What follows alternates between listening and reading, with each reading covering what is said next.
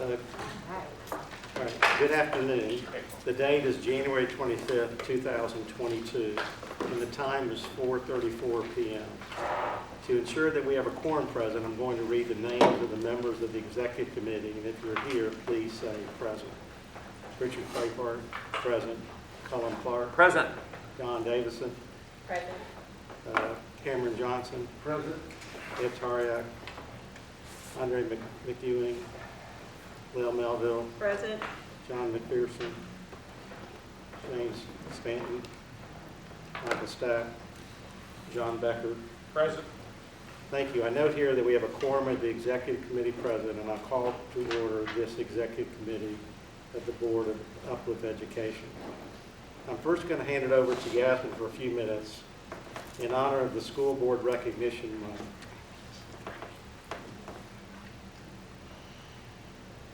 Great. So again, thank you so much for being here this evening. I know we have a little bit of a smaller group, combination of COVID and travel of some of our work travel for some of our board members made us small but strong, but so glad to be here. And I wanted to just take a minute on behalf of our Uplift leadership team and say a very special thank you to you all. January is Public School Board Recognition Month. And you all deserve so much appreciation on our part. Particularly in the past 2 years, you all have been unbelievably supportive as we've navigated this ongoing pandemic. I know I have personally appreciated all the positive words of encouragement, as has our team. You all have been nimble. I remember last year we had this stretch where I felt like Alex and I were constantly calling board meetings because we had a different TEA waiver we had to approve because of snow days or something related to COVID, and you all were always so gracious as we navigated that. We've had to deal with complex issues that normally our board does not have to wrestle with that put us into different political realms outside of just simply educating children. And again, everyone has been such strong thought partners in that. And then just lastly, the strength of all of our committees that are doing really purposeful, important work and providing really useful thought partnership and helping advance the work of the organization. So just on behalf of our executive team, I wanted to recognize you all as part of January School Board Recognition Month. Thank you. Very, very welcome. So thank Great. you. Well, next I'll turn it over to Lel to lead us in a warm greeting concerning the engagement committees. Wow. This is, do you hear me okay with the mask? Great. This is just so perfect. Thank you for the opportunity, Yasmin and Richard, to share some good news. So welcome to an opportunity to learn more about the school, the Uplift School Board Engagement Committee. We have really been able to do some really fun and remarkable things, but lest I get ahead of myself, I chair the committee, and I really would say that that's really the easy part. I cannot say enough about Yasmin and her team, and Amanda, who works directly with me, Priscilla, Brian. These folks just really, let me tell you what they do. I'll just keep it simple and keep it plain. We can have some really wonderful ideas that absolutely don't work. How about that? And what they do so nicely is say, come on back this way. Come back, okay, you're in the good spot, we can do that. And I'm grateful for that because we do not want to do more than we really should be doing in a time like this. We want to be helpful and supportive. So one of the things that we get to celebrate together is that last semester, our school engagement team, with the support of the Uplift operations team, not the Uplift team that supports us, we visited 45 schools. We visited every school, and I'm so completely proud of that. And what I'm really proud about it is that the team set us up so that we could win when we got there. What was the purpose of our visit?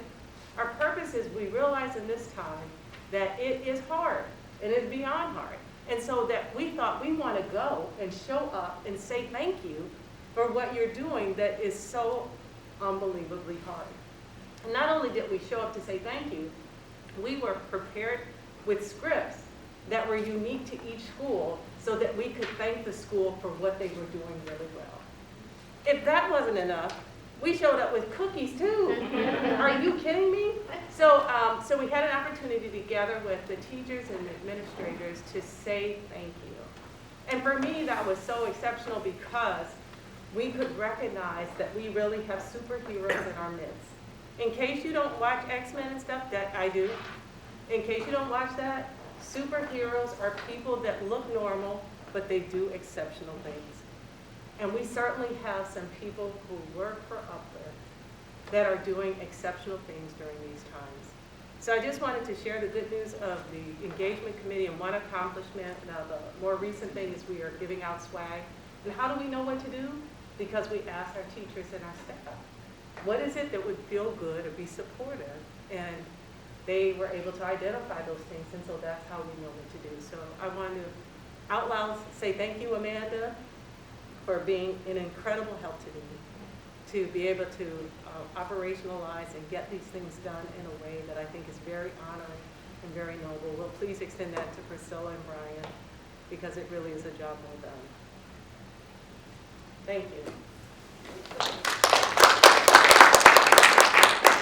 You're ready to join our team. I mean, I see 45 schools in one semester. So.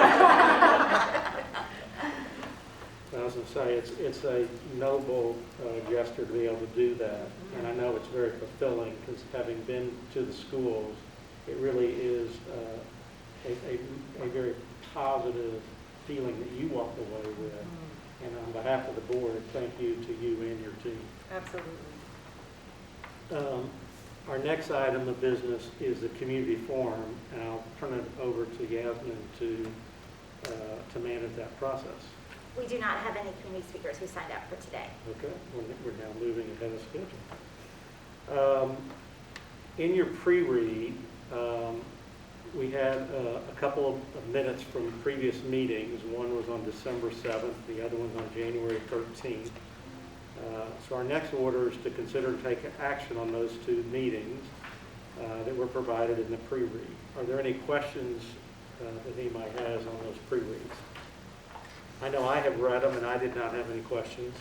So is there a motion to approve the minutes from December 7th, 2021 and January 13th, 2022 as presented? So moved. And is there a second? Second. Cam, thank you. All those, are there any votes against the motion? Hearing none, the motion is approved by unanimous vote. We'll next hear from Remy on the second quarter academic update. Good evening, everybody. I'm going to share with us a pretty high-level quarter two, but like semester one academic update. I'll start with just the executive summary and go over like a high-level overall picture, and I'll dial into Fort Worth specifically and some points of celebration. One of the things I think we were pretty excited about was just the traction we made in the first semester. When we look at our common assessments, we give common assessments at the end of each quarter.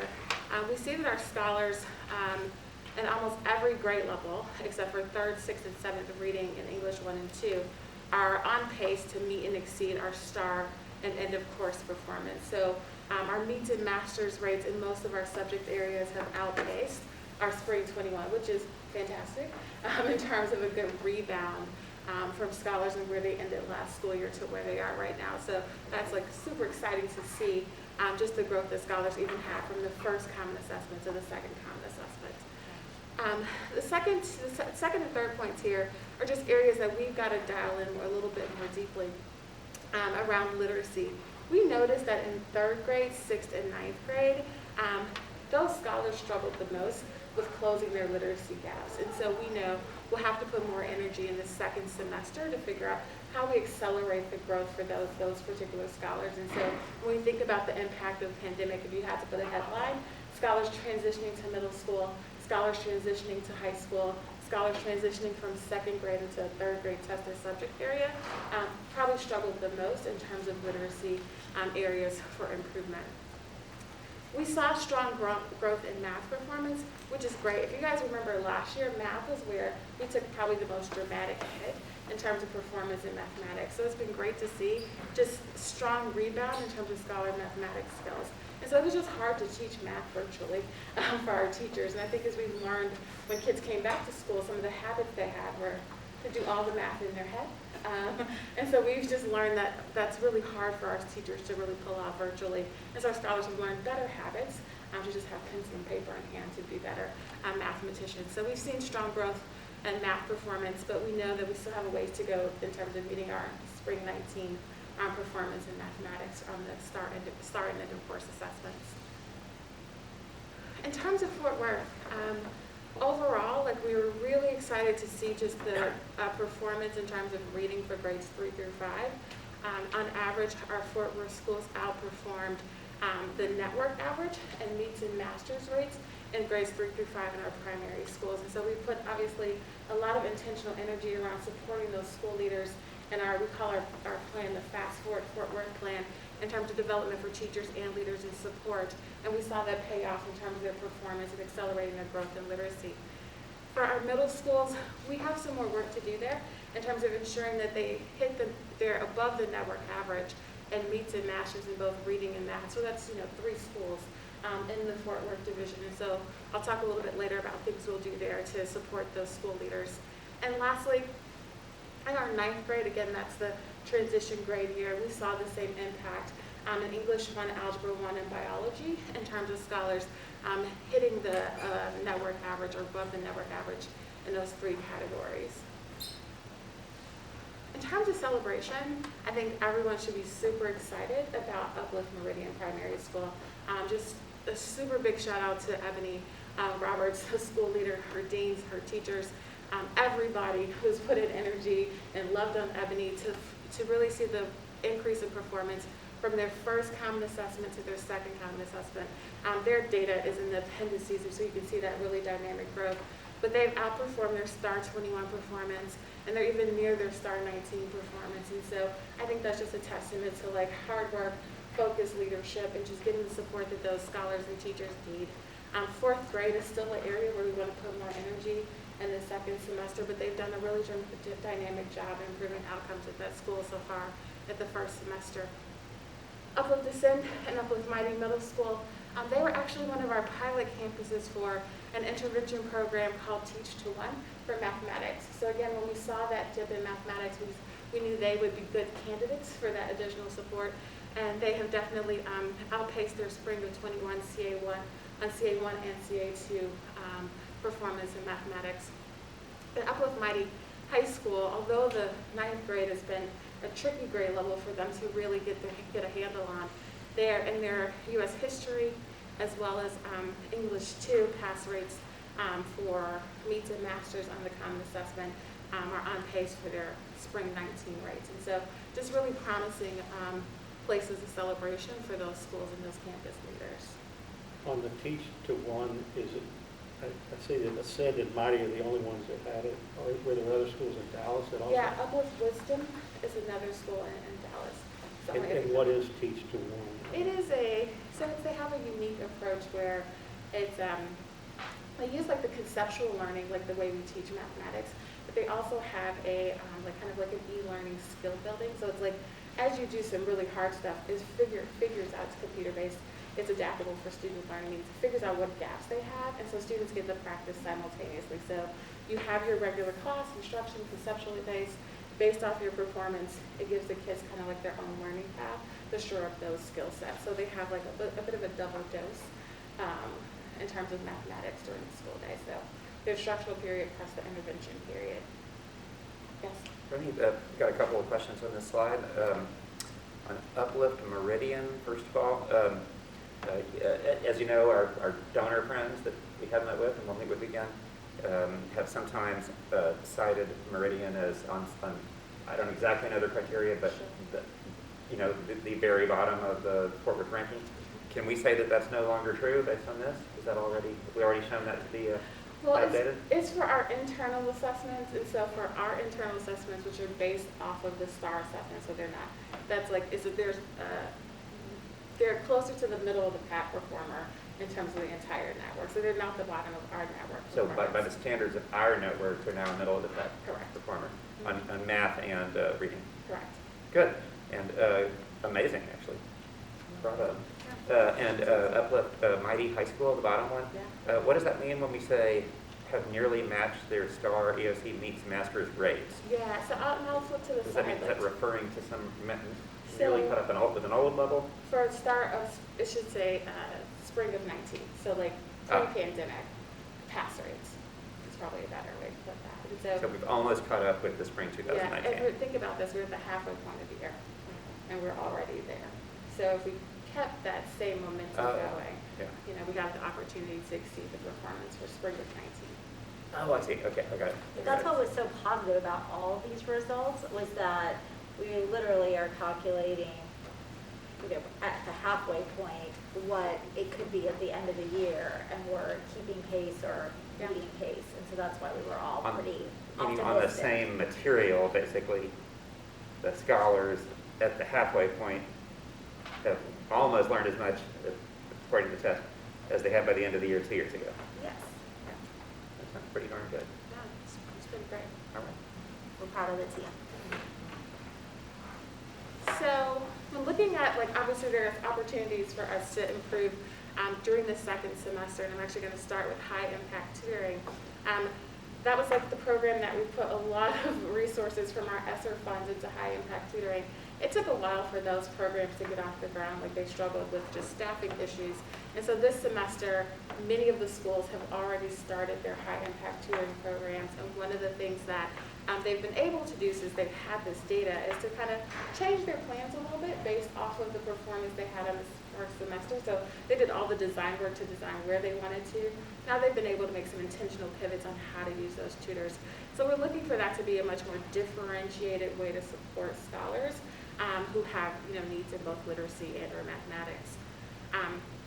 Again, grades 3, 6, and 9, we're going to just need some more concerted effort from our curriculum team, just in terms of designing reteach lessons for scholars, for commonly like skills that need to be retaught and reassessed, and just how do we provide more right, just-in-time professional development for our teachers and leaders based on those particular grade levels and those standards for that particular grade. We'll have to offer, I mentioned the mathematics support, so we've been doing really well with literacy in Fort Worth. We need to also add another layer of support with mathematics in our Fast Forward Fort Worth program. So one of the things that the school leaders and teachers do is meet weekly to discuss common assessments that they take at the end of each week. They look at that data. We want to make sure that they have the actual resources to do the reteaches for those particular mathematics skills for those schools that are in the Fort Worth program.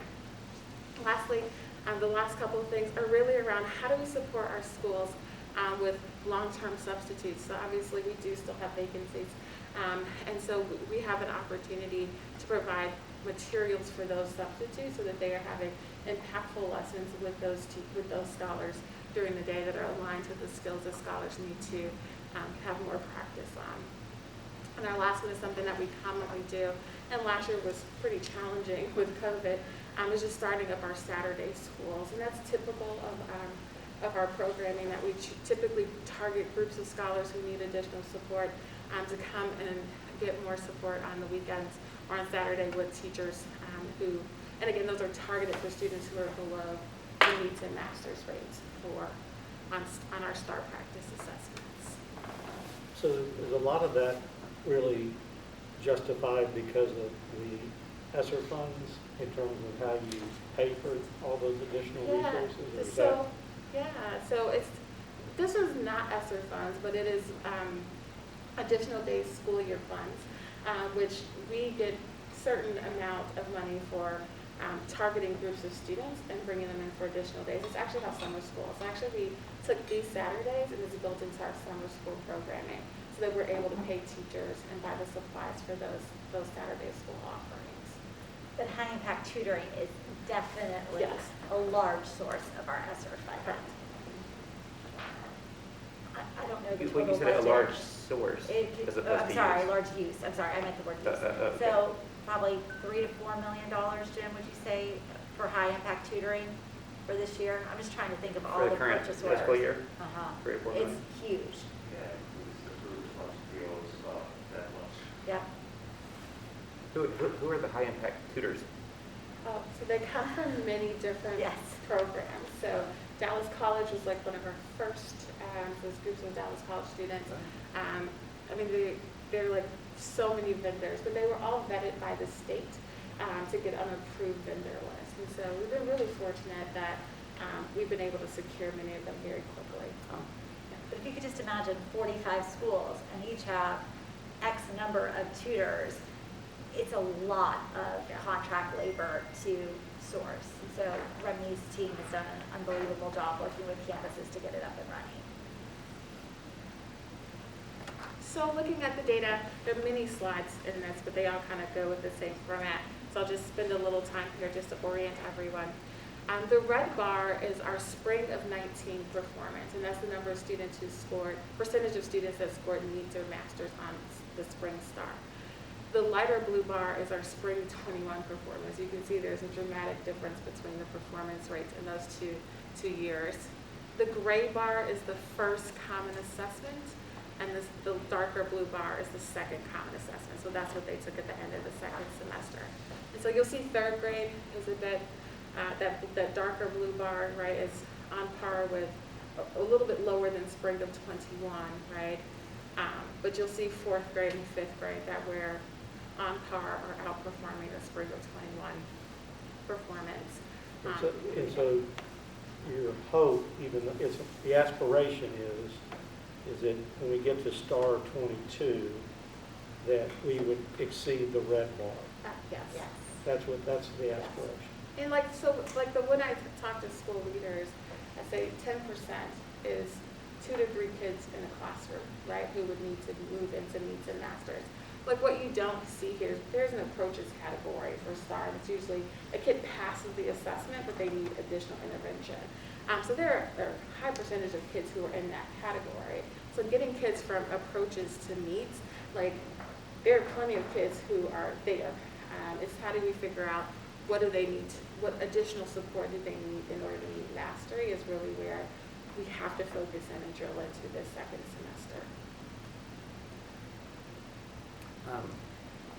Remy, I know I'm asking a lot, sorry. No, it's okay. Just even in that table, I mean, the CA1, CA2, gray and blue bars, like third grade through fifth grade looks so wildly different. It screams out like something big is going on here. Yeah. You know, that like we could have this enormous improvement in the fifth, but none at all in third. Yeah, I mean, I think especially with early primary, like the K2, like if there's anyone who we would have loved to have been in school last year would have been kids who were in grades K through pre-K through 2. It's just, it's a tough transition for those scholars who were at home mostly virtual last year in those early primary grades. And so I think we're seeing that really tough transition and just age level appropriate maturity playing out in terms of performance. Okay.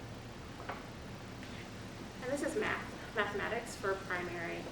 You'll see a much more dramatic increase in terms of performance in third grade and in fifth grade. A little bit of a step back in fourth grade, but I think that doesn't concern me as much in terms of where students need to be. And fourth grade is a tricky grade level where we really have to work hard for consistent performance historically in that particular grade level. There's middle school. You'll see that same thing in sixth grade, very similar to third grade reading in terms of how do we get those students to consistently increase over time. And that's where we're putting more energy.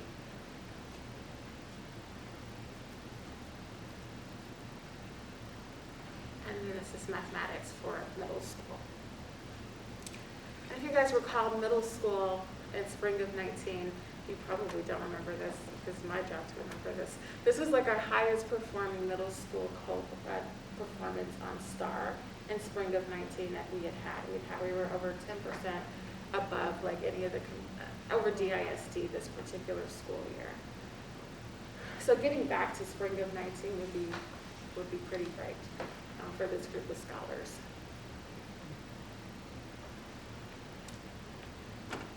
This is our high school division. This one's a little bit tricky.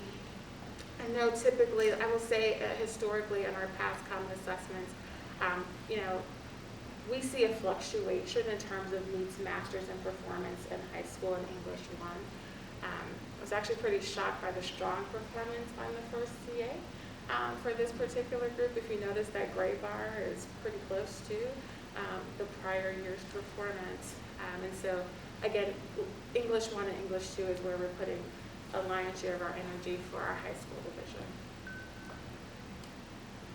And then this is Algebra 1. So in 7th grade, typically, as you see, very high pass rates in Algebra 1 for 7th grade scholars. We see that's pretty strong and seems to be rebounding there. For 8th grade, the team has met to talk about how do we get more scholars at the meets and masters level for 8th grade. Again, always all over spring of 21, but these are pass rates that we would like to see higher in general for students to be set up for college level mathematics, in the latter part of their high school years in DP. So, the team is working around Algebra 1 support and intervention. And this is biology. We've had, probably prior to the pandemic, a slow, steady decline in meets and masters rates. And so this is also an area where, this is content specific for biology. It's a very different assessment than the other assessments for English 1 and Algebra 1. So this is more of a, how much content has your teacher taught and covered, and you've internalized the process course. So this lets us know there's content we need to revisit and reteach in our 9th grade biology classes. And then U.S. history, you'll see this one here, that we've exceeded spring of 21, and we're on pace and on target to get close to, near, or above the spring of 19 meets and masters rates. So I've got a couple more slides just to look at the Fort Worth campus deep dive. Just want to set a little bit of context about our Fort Worth schools before looking at the data.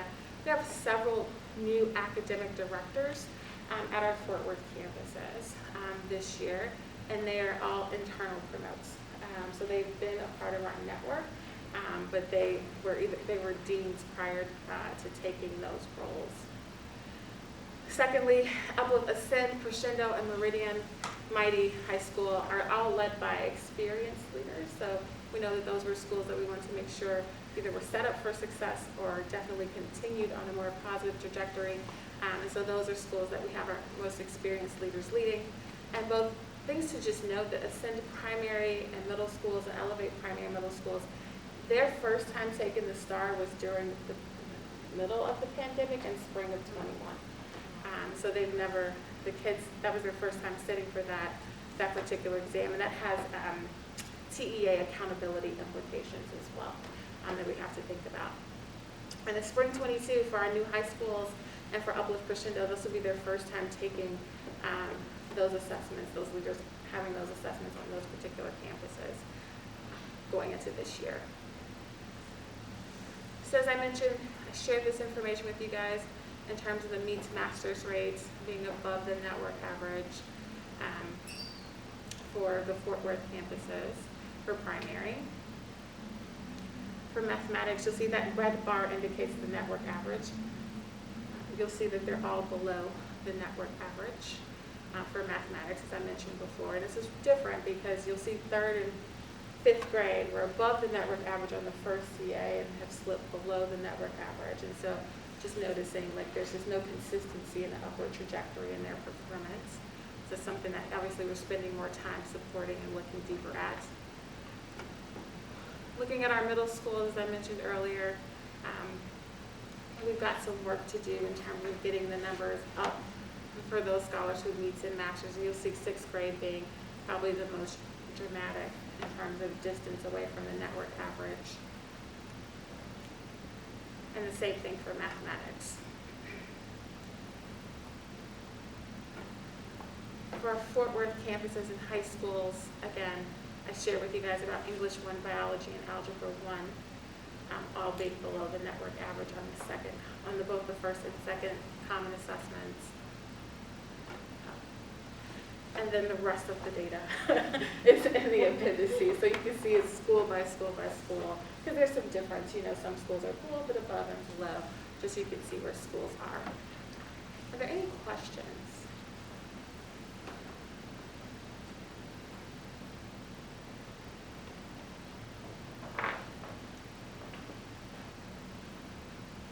Okay, well, thank you guys. If something comes up, please let me know.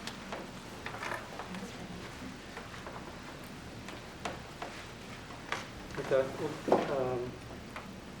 Thank you, Remy. I know there's a lot of data there, and I appreciate it as a pre-read, and definitely some encouraging signs there. And I know we're looking forward to where the stars end up at the end of this year. So, and appreciate all the hard work. I know everybody has been very diligent about it.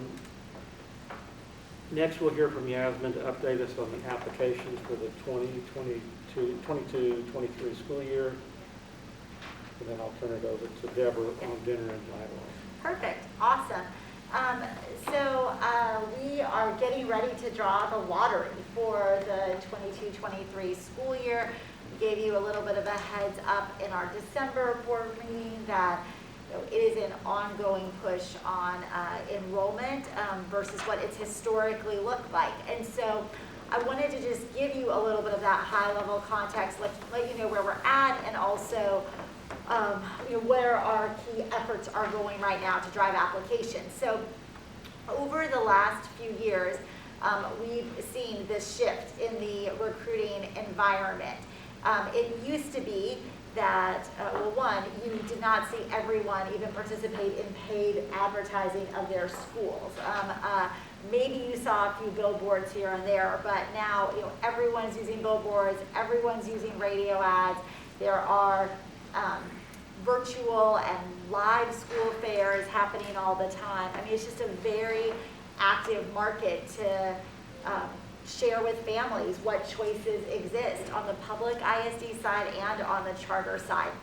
So we've had to obviously adjust our practices accordingly to make sure we are matching those efforts. I think this is interesting. It used to be that before we drew the lottery, the applications we had in were about 70% of the applications we needed. And then post the lottery, you'd fill in the gaps.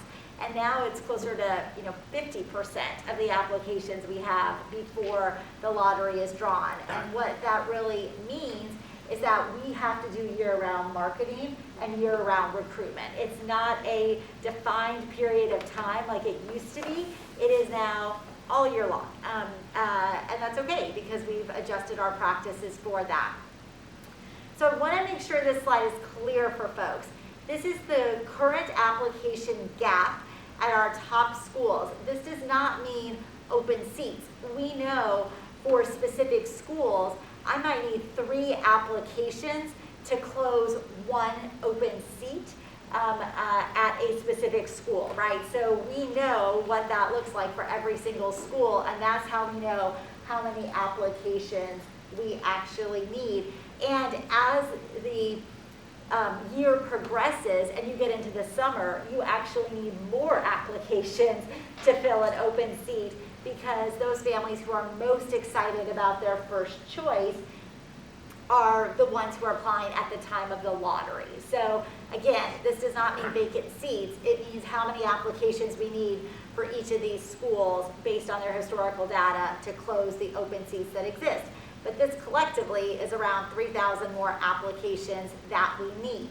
So what we are doing to address this is we are adding some staff because part of this is just a manpower thing and how much effort do you put behind it to be able to support applications and driving applications. So we are going to have a regional recruiting manager focused solely on Uplift Ascend. It is our largest campus in Fort Worth. We are also going to have 6 contract recruiters who are focused on each of these campuses / schools from now through the end of September. The reason why we're doing that through the end of September is because there's just natural fall off that happens the first day of school. Kids we think who are showing who don't show up. So we want to make sure we're staffed to be able to do any quick backfills. And so we are getting them up and running so they can singularly focus on driving awareness and applications for those schools. They will report in through Deborah's team, through Crystal Ward, who leads our recruitment efforts.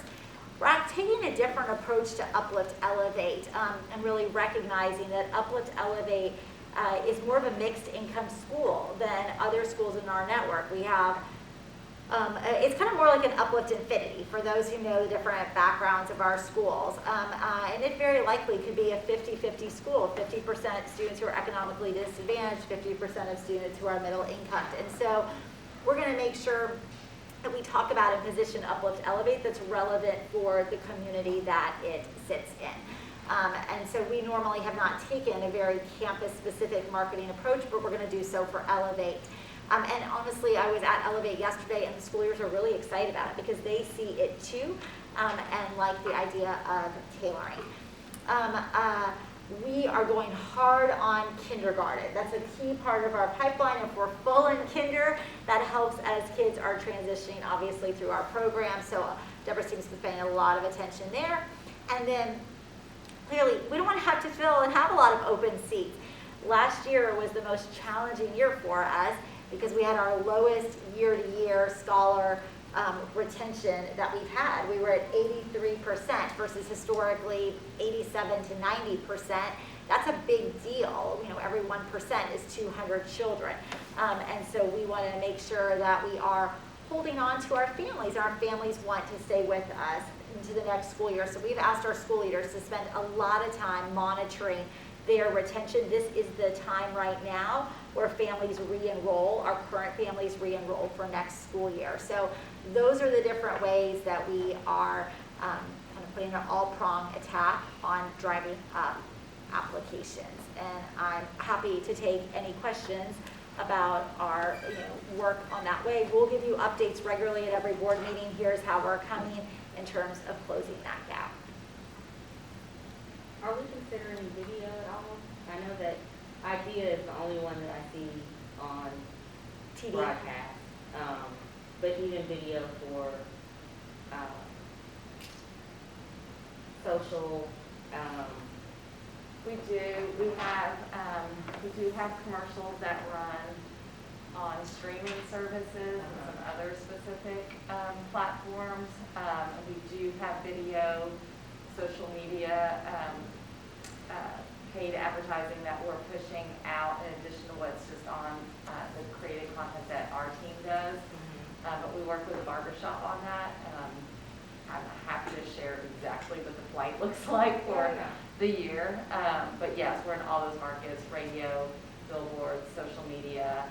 We're working on search engine optimization. We redid our website and kind of peeled off all the school sites in order to help with that search engine optimization, because the way our website was set up before meant that we weren't popping up on searches like it should, and it was really the way we're set up. So that's still going to take a little bit of time to build back up. We're definitely investing, I think, in all the right places and have great partnerships where we get extra bonus features and various things where we have DJs featuring us and pushing and inviting us to events. So we were invited out to the Dallas, whatever the light thing was, I don't forget what it's called, Enlightened or whatever it was, out there. And we were promoted through all their pieces. We were through all of our marketing also at I think it was the Prairie View game in December, where we were able to table and hand out flyers. So, And we're in the stockyard. and we're in the stockyards right now, which is mainly awareness building, but we're definitely spending more than we ever have towards targeted areas. That's really good. I think as we start to spend more in media dollars, that focus groups will be important Yeah. to make sure that the messaging that the barbershop is coming up with, that you guys are approving, is actually what parents need to hear Absolutely. in order to move them forward, and especially when we're talking about top of funnel stuff right, to get them all the way down to completing the application, to showing up to school. That's probably different levels of messaging that has to change with the medium. Yeah, absolutely. I think the biggest thing we're trying to tackle right now is finding an appropriate CRM system that can really more efficiently communicate as we have those touch points.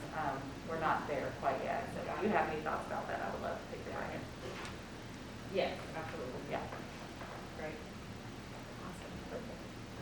Dinner and dialogue.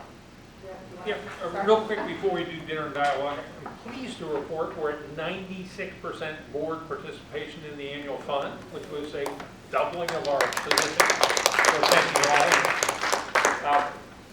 We will be at 100% next month. I'm very confident. So thank you for stepping up quickly and easily. Thanks. Thank you all so much. Yes.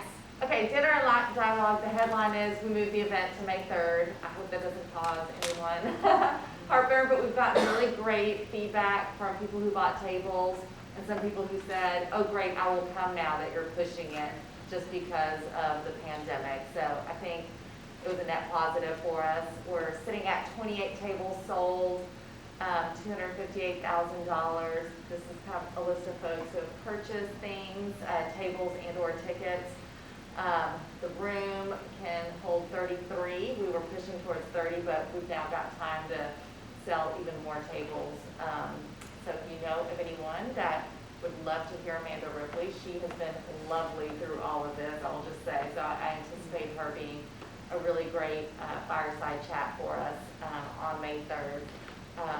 But please share our invitation out to others. The website's still live, so people can just sign up for tables if they want. And thank you to all of you who have already purchased a ticket and or a fly table. Yes, and thank you to your committee, Deborah, for how flexible they've been to reschedule this. Okay. Thank you for that. Next, we're excited to hear from Dawn on the recommendation of 4 new board members. Excellent. Thank you, Richard. So the governance committee is super excited to present a new slate of recommendations for board of trustees, non-voting members. You received their full resumes in your packet, so I won't go through and read all of their resumes, but just a few highlights from the 4 that we are recommending to move forward in the process. Christine Vanderbilt, sorry. She's an author that has worked with us before.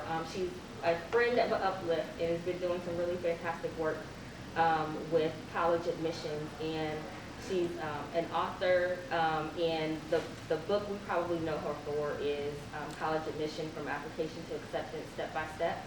But she, again, is a frequent speaker. She's been appeared in New York Times, USA Today, I mean, tons of accolades, and has now moved into really talking and writing about parenting for children 2 to 5 years old. So she's gone from like this college age to our wonderful babies. And she's working with Stanford University Laboratory Nursery School to do that work. So we're excited about Christine, and again, you can read more about her and her full resume. Rusty Jaggers is a member of Green Hill Board of Trustees. She's now a lifetime member of Green Hill Board of Trustees.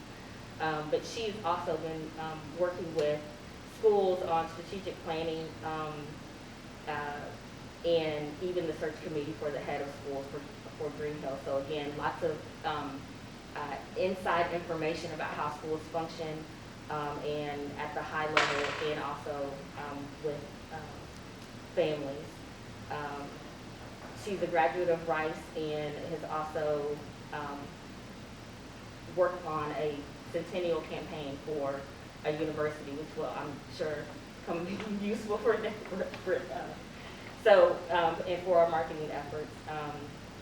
And both wonderful people. We've had a chance to eat lunch and chat with all of them. Roz is our 3rd recommendation, Roz Barker. She's a senior manager for, she has a really, really long title. She's basically the chief of staff for but the she's- executive team at For Toyota. Toyota, like she does everything. I can't even imagine how she even turns off her brain. She's super, super smart, but very wonderful, down to earth lady. But she has also held the chair of the African American Collaborative in Plano, which is fantastic. It's also a part of Toyota's D&I efforts. She is from Chicago and is a Buckeye and was a student athlete there, which is super cool. Again, lots of experience I can share with our scholars. And then our last recommendation is Harold Montgomery. Harold is another super sharp and smart person, international business executive, entrepreneur. He is currently the managing director of WireX USA, and that's, I believe, Coinbase company, and bringing them into the U.S. market. He is an expert in so many things. I think he could be on like every committee, and we would not. He would not fall short on any of those. He's a graduate of Stanford, his MBA and BA, and speaks fluent Spanish and Italian. I mean, you can't ask for anything more than that. As a bonus, Harold is the brother of Phil Montgomery, who is the founding board chair of Uplift. So really nice connection there. Again, we met with all of them. We are really excited to present this slate to you, and hope that you agree with us. If you have any questions, concerns. And they've all seen an Uplift school as well. Yeah, I Yes, was just gonna say, yes, I forgot about that. yeah, the process is just great in the sense that they've shown an interest, they've contacted somebody at Uplift. They typically have, met with the governance committee, they've toured a school, they've met, in all cases with Yasmin, in some cases other board members. And it's just a great process to see their commitment to it, understand their motivation, and it bodes well for the whole, governance process. Yeah. Dawn, I just have what a great slate, and my tiny add is that Christine is on the Uplift Board Engagement Committee. Oh, really? Okay, Yeah. As a excellent. non-member. That's excellent. Mm-hmm. Beautiful. Thank Okay, you. well, do I have a motion to approve the election of these 4 members, Christine, Rusty, Rosalind, and Harold, to the Uplift Education Board of Trustees as non-voting members as presented? I would love to make that motion. Okay, is there a second? Second. Don, thank you. Oh, I'm sorry, should I create? No. Do you want to arm wrestle over it? I'd love for her to make the motion. Are there any votes against the motion? Hearing none, the motion is approved by unanimous vote. Great group, way to go, Don. Fortunately, at this time, we're not retiring into a closed session this evening. And so, unless there's any other comments, It's a drama. the time is now 5:22, and the board is, and we're now adjourned.